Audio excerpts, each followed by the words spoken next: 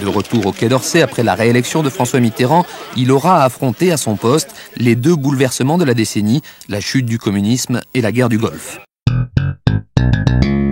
Il appartient au premier cercle. Par-delà les années, les épreuves politiques et personnelles, Roland Dumas est resté un fidèle entre les fidèles de François Mitterrand. Ancien résistant, le jeune avocat est amené à défendre dès les années 50 le futur chef de l'État impliqué dans l'affaire de l'Observatoire.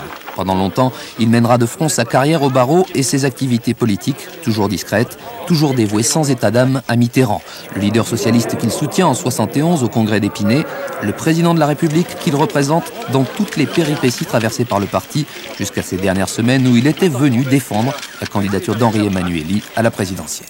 Il va incarner la légitimité socialiste, il rassemblera les socialistes lorsque le choix sera fait. Ensuite, il est bien placé par le travail qu'il a accompli pour rassembler autour du Parti socialiste ceux qui se reconnaissent dans le mouvement de la gauche.